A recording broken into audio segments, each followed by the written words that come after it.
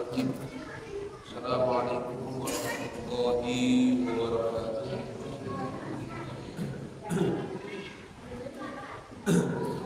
Alhamdulillahirabbil alamin wa bihi nasta'inu ala umuri dunya waddin.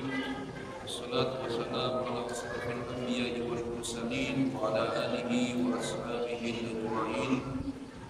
Rabbi shrah li sadri wa yassir li amri wa hlul 'uqdatam min lisani yafqahu qawli wa Muhtaramin yang saya hormati seluruh jamaah Masjid Surau Al-Maghfirah yang hadir pada kesempatan malam hari ini. Mudah-mudahan hadirnya kita di sini, duduknya kita di sini senantiasa menjadi salah satu wasilah Allah ampuni dosa-dosa kita semua. Amin ya rabbal alamin. Bersyukur kita kepada Allah Subhanahu wa taala dengan alhamdulillahirabbil alamin. Berselawat kita kepada Rasulullah dengan Allahumma shalli ala sayyidina Muhammad wa ala ali sayyidina Muhammad.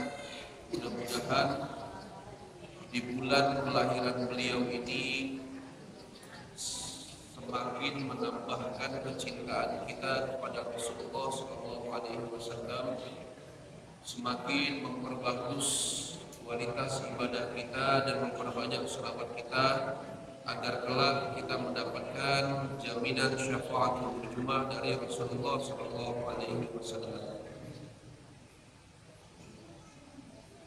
Hadirin rahimahullah, kita masuk ke dalam pembahasan baru. Qala musannif rahimahullahu ta'ala. Qala musannif rahimahullahu ta'ala wa nafa'ana fil ulumi fid dharain amin. Faslun, bermula yaitu suatu pasal. Minggu lalu kita bahas tentang apa yang membatalkan tayamum. Sekarang kita akan membahas bab baru, yaitu alladzi yadhuru minan najasati salasah. Jadi apa-apa yang tadinya najis itu bisa berubah menjadi suci dengan sendirinya. Itu ada tiga perkara. Jadi, jadi yang tadinya itu adalah najis, dia berubah menjadi suci. Ada tiga hal yang bisa seperti itu, dan di luar tiga hal ini tidak ada. Jadi dia suci itu dengan keadaan sendirinya, atau ada nanti teknik-teknik cara mensucikannya. Yang pertama adalah al-khamru idza takhallalat bi nafsiha. Yang pertama adalah khamar. Khamar itu apabila dia sudah berubah menjadi cuka. Jadi cuka itu bahan bakunya itu adalah hasil fermentasi daripada buah.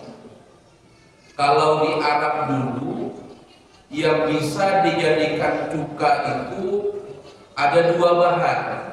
Pertama adalah kurma, yang kedua adalah anggur. Kalau kita kebanyakan adalah anggur. Kalau kurma itu kalau misalkan ada kita umroh atau kita haji, kita pergi ke rumah makan atau restoran, coba minta cukanya. Cukanya berbeda dengan cuka kita. Kalau cuka kita warnanya bening sudah. Kalau mereka masih warna aslinya, yaitu kehitam-hitaman dan baunya itu sangat menyengat. Itu cuka. Yang tadinya itu adalah khamar, yaitu minuman yang bisa memabukkan, tapi dia berubah menjadi cuka, maka dia tidak lagi menjadi najis, tapi menjadi suci. Nah, bagaimana cara pengolahannya tersebut? Ini harus ada pula yang harus diperhatikan. Ketika kita ingin menjadikan khamar, ingat ya, khamar itu adalah sesuatu yang hasil rendaman yang dibiarkan kurang lebih selama 7 hari di bawah sinar terik matahari atau di suhu yang panas, tanpa harus digunakan obat atau jenisnya untuk mensucikannya. Jadi ini harus dilihat kalau ada yang ingin buat cuka. Anggur atau kurma di jus kayak gitu, kita blender, kita jadikan jus. Kalau kita diamkan dia selama 3 hari di bawah sinar matahari yang terik atau di tempat yang suhunya itu panas betul, 3 hari kita biarkan, maka dia berubah menjadi khamar. 3 hari dibiarkan, maka dia berubah menjadi khamar. Saya kasih tahu ini bukan menjadi salah satu sarana untuk mabuk ya. Jangan sampai. Tapi setelah kita diamkan dia selama 7 hari, maka dia berubah menjadi cuka. Yang tadinya dia asalnya adalah suci, jus itu kan suci. Buah kurma, buah anggur di jus boleh halal diminum. Tapi ketika kita fermentasikan, kita rendam dia, terus kita panaskan di bawah terik matahari atau di tempat yang suhunya itu adalah panas, 3 hari dia berubah jadi khamar. Tapi mohon maaf, saya disclaimer dulu, jangan dijadikan ini ya. Tapi ketika 7 hari dia berubah jadi cuka. Dan dengan berubahnya dia menjadi cuka tersebut tidak boleh ada tercampur apapun. Misalkan di 3 hari kita rendam jus kurma atau jus anggur, kita fermentasikan selama 3 hari. Tahu-tahu wadahnya ini tercelup batu. Nih, yang tercelup batu. Batu itu kan asalnya bukan najis. Tercelup batu, ketika dia 3 hari, ini yang tadinya jus anggur atau jus kurma ini berubah jadi najis karena sudah termasuk kandungan khamar. Tercelup batu ke dalamnya, maka batu itu jadinya ultra najis. Dibiarkan selama 7 hari, yang tadi yang 3 hari jadi khamar itu menjadi 7 hari menjadi cuka suci, tapi tidak dengan batunya. Batu yang terdiam di dalam tersebut tetap dia menjadi najis karena dia sebelumnya sudah terkena najis dari 3 hari kita diamkan, kita panaskan jus kurma atau jus anggur itu, dan dia belum kita sucikan karena syarat daripada mensucikan sesuatu benda itu menggunakan air. Maka ini hati-hati kalau ada yang pengrajin cuka. Jangan sampai ada yang jatuh ke dalam wadah tempat kita untuk membuat cuka tersebut. Lantas bagaimana Ustaz kalau misalkan wadahnya? Nah, di pembuatan cuka itu wadahnya itu dimaafkan. Walaupun dia 3 hari kita rendam di wadah itu, dia menjadi najis. Wadahnya itu kan seharusnya najis juga, tapi dia dimaafkan ketika 7 hari. Karena kenapa? Tidak ada benda cair yang tidak punya wadah. Air kalau tidak ada wadahnya kayak mana? Melayang. Tidak mungkin air melayang dengan sendirinya. Jadi segala sesuatu benda cair itu punya wadah.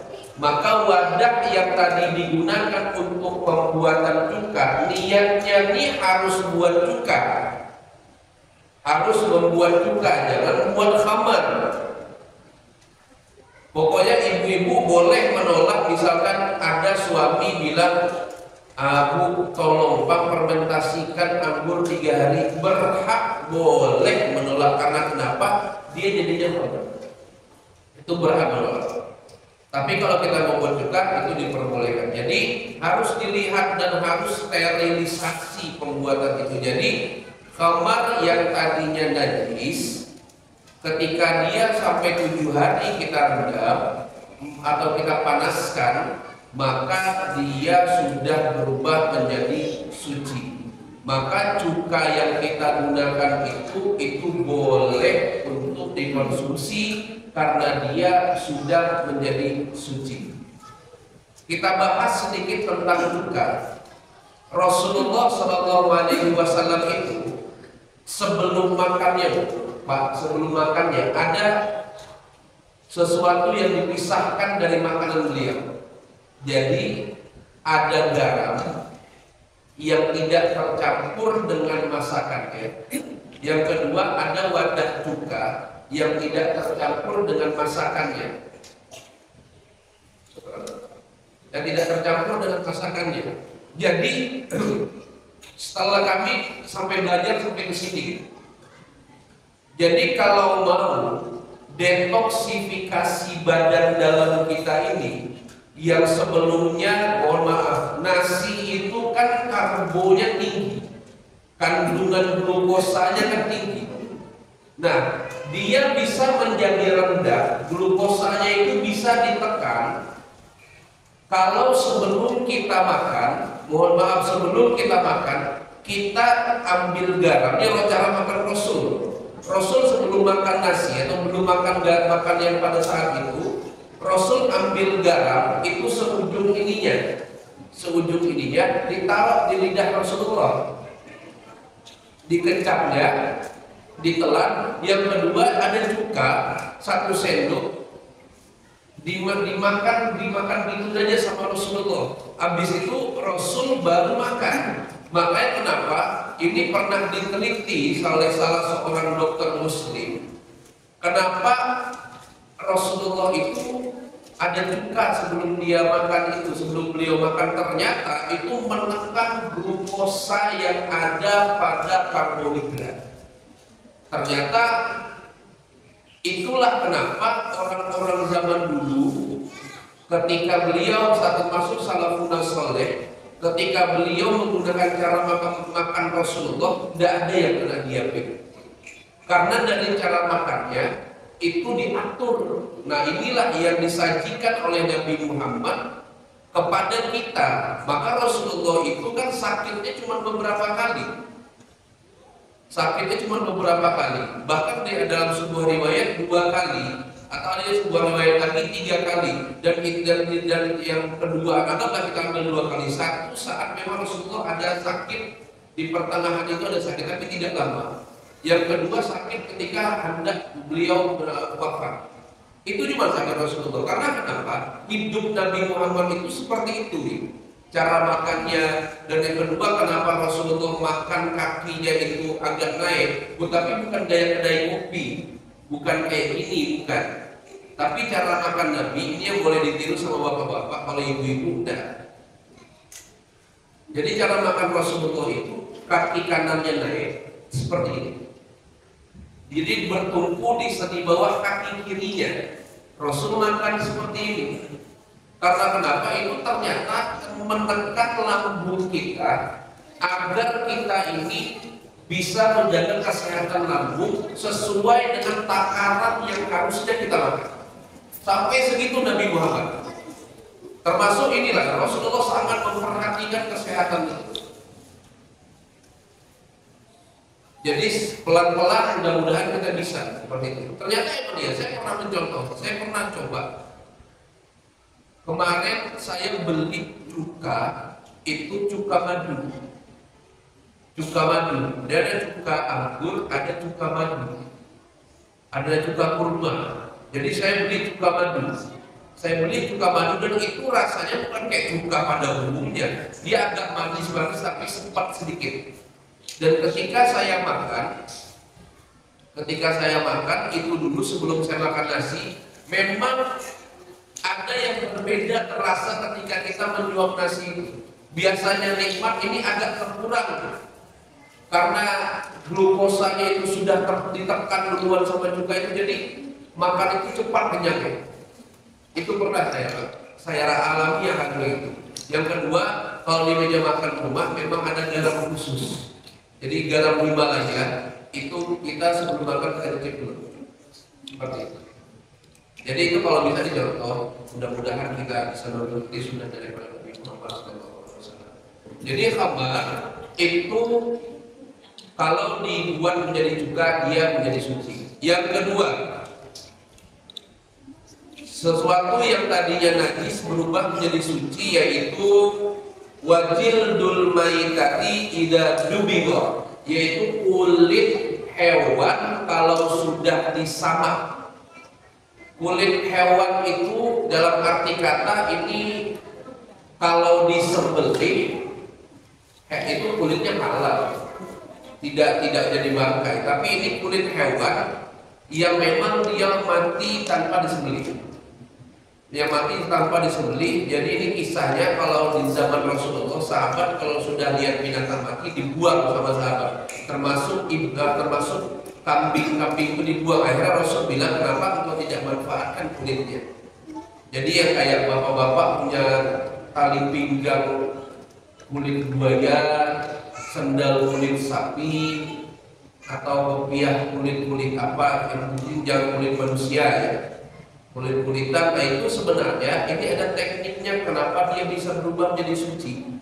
Kalau dia bangkai itu kan najis. Binatang yang tidak disembelih sekalipun dia binatang halal dan dia mati, maka itu namanya bangkai. Yang kedua, bangkai itu namanya adalah dia binatang yang disembelih tapi binatang yang haram untuk dimakan. Contoh ular kita sembelih, tetap dia itu bangkai. Nah, anggaplah kita ketemu kambing mati, kulitnya bisa kita manfaatkan, dilepaskan dulu dari dagingnya, dilepaskan terlebih dahulu. Setelah terlepas, lihat di kulitnya itu apa yang menempel, ada daging, ada gaji yang menempel, itu dilepaskan dulu, dikikiskan dulu, terus caranya agar dia bisa menjadi suci. Ini dubigo itu menyamaknya caranya seperti ini. Kalau bapak dan ibunya yang namanya abu panas, abu dipanaskan, dibalurkan ke tempat kulitnya tadi. Habis itu diterik matahari sampai dia kering. Memang awalnya dia najis, sampai dia kering, nanti dia rontok dengan sendirinya tuh abu itu. Sampai dia kering, bisa dengan abu, bisa juga dengan kapur. Bisa dengan kapur itu kan panas. Jadi dia itu digunakan disamaknya itu dengan sesuatu yang panas. Dan yang ketiga, kalau zaman dulu menggunakan kotoran merpati, kotoran burung itu panas. Tapi susah nyari kotoran burung yang banyak. Jadi biasanya pakai abu yang panas, pakai kapur, kita buang dulu sisa-sisa daging yang tertinggal, gaji yang tertinggal, baru kita balurkan. Kita balurkan dengan kapur dan kita balurkan lagi dengan abu, boleh dijemur sampai dia kering. Setelah dia kering, baru kita datangkan air atau kita bersihkan, kita sucikan dengan air. Habis itu kita jemur lagi. Kalau kering dah itu boleh digunakan sejadah. Boleh digunakan untuk sejadah, boleh diolah menjadi apapun yang mau kita olah. Menjadi bendukkah dia, menjadi sejadahkah, menjadi tali pinggangkah, itu boleh. Termasuk kulit hewan-hewan yang notabene-nya adalah haram untuk dimakan. Contoh kulit ular, kulit harimau, kulit-kulit lainnya hewan yang bertaring yang haram untuk dimakan. Caranya sama. Dia harus disamak terlebih dahulu, dikikis dulu semuanya, dikasih kapur, dikasih dengan kapur boleh, abu boleh, kotoran merpati boleh. Habis itu kering, kita cuci, kita sucikan dia dengan air, kita jemur lagi. Setelah itu baru itu dikatakan menjadi suci. Jadi itu cara bahasa sini menyamak itu apa Pak ya? Mensamak. Samanya lah kalau salah ya, menyamak itu kayak mensterilisasikan. Jadi yang namanya kulit Kalau dari bangkai itu awalnya kalau dari bangkai adalah najis, tapi kalau dia hasil sembelih maka dia jadinya halal, tidak menjadi najis. Kemarin ada yang bertanya sama kami, kalau itu masalah hal-hal yang kayak gini ini agak banyak kontroversinya. Pertama kayak bulu dari kucing. Bulu dari kucing apakah najis atau tidak? Ada dua pendapat yang beredar di kalangan ulama, atau ada perbedaan pendapat di kalangan ulama. Bulu kucing itu dikatakan najis. Tapi yang masyhur ijtihadnya ulama 4 mazhab. Imam Maliki, Imam Syafi'i, Imam Hambali, Imam Hanafi. Ini sepakat mereka mengatakan kalau bulu kucing itu tidak najis. Tapi ada ulama yang mengatakan bahwa bulu kucing itu najis. Maka berhati-hati kalau yang melihara kucing. Kalau mau pakai pendapat yang kedua tidak masalah. Tidak masalah. Kalau mau pakai pendapat yang pertama bulu kucing najis tidak masalah. Mau pakai pendapat kedua bulu kucing itu najis tidak masalah. Yang penting bagaimana kita mengikuti ulamanya. Yang penting ada ulama yang membolehkan hal-hal tersebut. Nah, yang selanjutnya saya akan hadirkan juga tadi masalah khamar, karena itu cairan. Bolehkah Ustaz kalau kita sholat menggunakan minyak wangi beralkohol? Karena alkohol itu adalah najis. Seperti ini bapak-bapak dan ibu-ibu. Ulama itu ada yang memang pertama menyatakan alkohol bagaimanapun itu sama. Mau yang digunakan buat kepribadian, contoh di luar kita konsumsi, atau yang buat konsumsi itu sama-sama najis. Ulama yang kedua berpendapat bahwa alkohol yang digunakan di parfum itu berbeda dengan alkohol yang digunakan untuk konsumsi. Yang ketiga, dulu guru kami sampai meriset hal yang kayak gini. Jadi guru kami bilang seperti ini. Karena beliau itu orang farmasi. Orang farmasi, kebetulan beliau mengajar di pondok pesantren. Karena beliau lulusan pesantren, cuman sukanya di bidang kesehatan yang seperti itu. Jadi fokusnya ada di farmasi. Beliau bilang alkohol itu jenisnya banyak. Ada metanol, ada etanol, ada propanol, atau dan lain-lainnya. Saya lupa.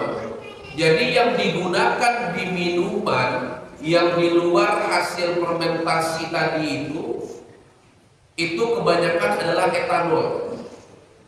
Etanol ini punya sifat yang buruk untuk kita. Mohon maaf, tapai itu ada kandungan etanolnya tapi tidak banyak. Makanya dia diboleh karena tidak memiliki dampak yang buruk. Biasanya di minuman itu range etanolnya 5% sampai 20%. Termasuk di minuman yang akrab seperti vodka itu. Vodka itu alkohol kandungan etanolnya itu ada 20% di dalamnya. Nah, bagaimana kalau minyak wangi? Dulu minyak wangi ia menggunakan zat yang namanya etanol. Tapi karena kebanyakan dulu itu banyak orang iritasi kulit karena efek dari etanol itu, maka yang sekarang ini yang digunakan adalah propanol.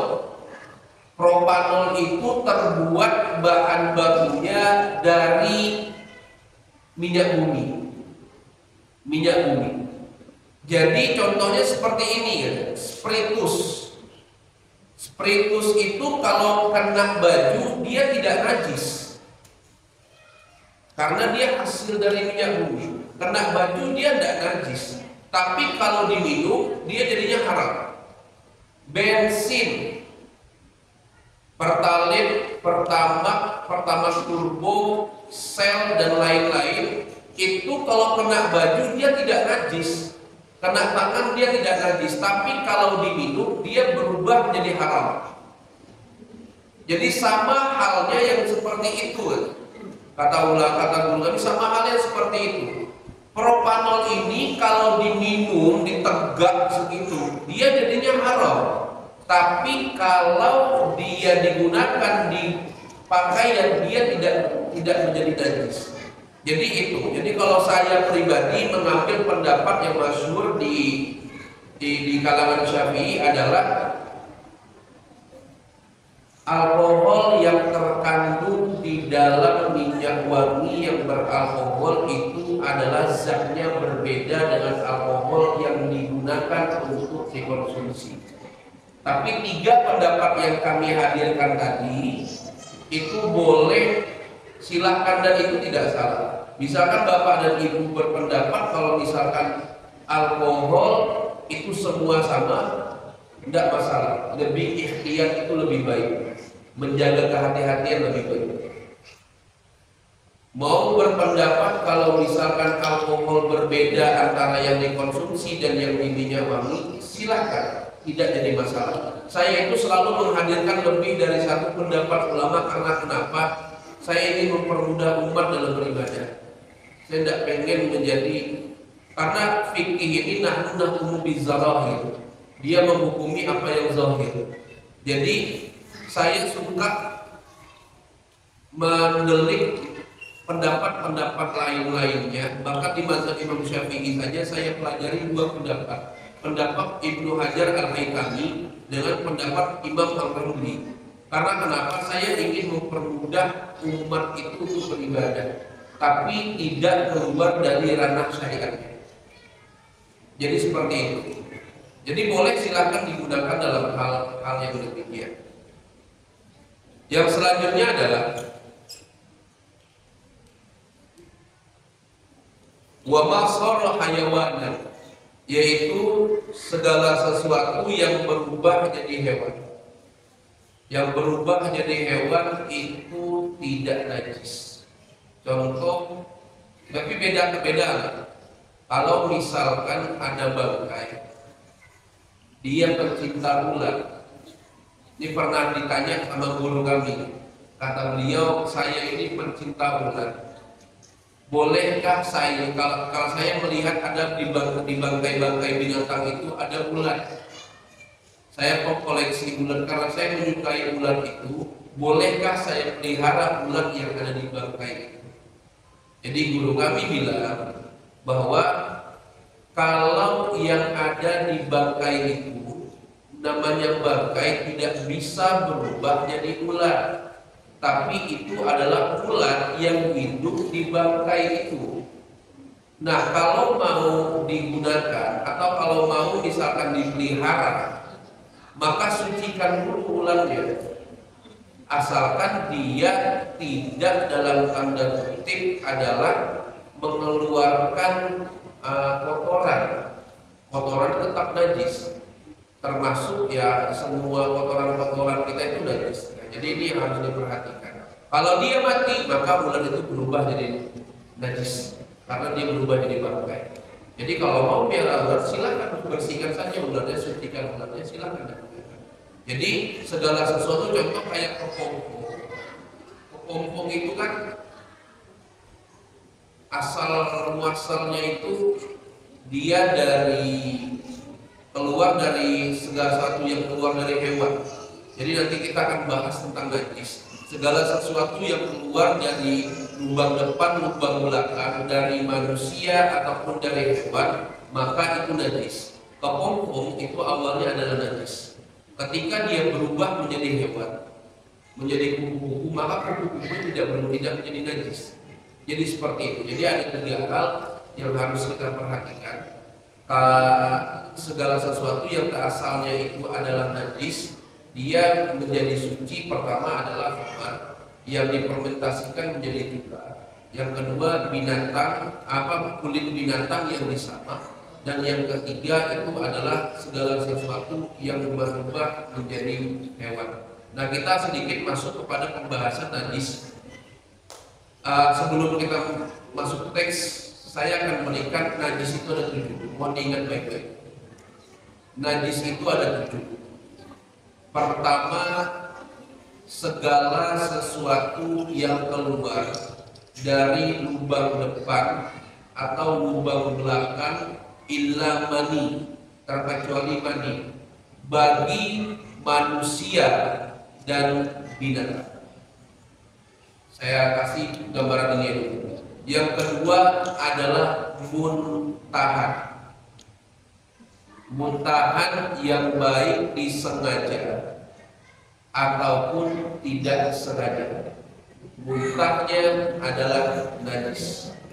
Yang ketiga, darah segar ataupun darah kotor.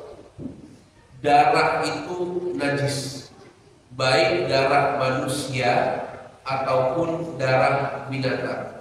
Maka orang yang hobi berbekam tolong diperhatikan. Jangan sampai berbekam ada darah bekasnya masih ada, tahu-tahu kita sholat. Harus diperhatikan orang yang hobi berbekam. Karena cara mensucikannya harus menggunakan air, bukan menggunakan minyak. Saya orangnya hobi bekam. Sebulan sekali saya selalu berbekam. Karena kenapa? Itu lebih salah satu booster kesehatan saya itu bekam. Sebulan sekali saya suka bekam. Jadi saya bilang sama tukang bekamnya, tolong siapkan air kalau berbekam sama saya. Dia bilang, oh ini pori-porinya terbuka, seharusnya nggak boleh kena air. Itu menurut ente. Saya mau sholat kayak mana? Samanya saya mandi-mandi juga. Jadi tolong siapkan air. Kalau kesini tolong, kadang saya yang menyiapkan 1 aqua gelas air. Untuk apa Ustaz? Saya ketika Anda selesai membekam saya, tolong guyur bekas bekamnya itu. Setelah mereka mengalir baru bilang. Saya bilang karena kenapa? Saya mau sholat. Tetap aja sama, saya akan mandi-mandi juga dan saya akan berbuat seperti itu juga. Jadi bekam itu, ini yang harus diperhatikan. Bekam jangan sampai darah kotornya itu tertinggal, termasuk kalau kita luka. Kalau kita luka, bersihkan dulu dengan air, baru dengan alkohol. Nah, ini yang harus diperhatikan, bersihkan dulu dengan air, baru dengan alkohol. Atau misalkan boleh dengan alkohol dulu, baru habis itu jangan lupa bersihkan dengan air. Kalau cuma alkohol aja, sholatnya bagaimana? Sholatnya bagaimana? Karena dia membersihkan tapi bukan mensucikan. Alkohol membersihkan memang, tapi tidak mensucikan. Darah yang keluar itu harus disucikan. Maka boleh oles saja dengan alkohol sebagai antiseptiknya. Habis itu jangan lupa tak dengan air, harus dibersihkan lagi dengan air. Yang selanjutnya adalah bangkai. Bangkai adalah yang najis. Yang keempat, yang kelima, minuman yang memabukkan. Itu adalah najis. Yang keenam, anjing dan keturunannya. Maksudnya anjing dan keturunannya, mohon maaf, sekarang ada eksperimen antara hewan dikawinkan silang. Hewan dikawinkan silang. Kalau anjing kawin dengan hewan apapun, anaknya tersebut itu adalah najis. Yang ketujuh adalah babi dan keturunannya. Jadi ini yang nanti akan dibagi kembali menjadi 3. Menjadi 3, najis mughalazah, najis mutawasithah, najis mukhaffafah. Insyaallah kita akan bahas kepada pertemuan selanjutnya. Sebelumnya, wallahu a'lam. usikum bi nafsi Allah. Assalamualaikum warahmatullahi wabarakatuh.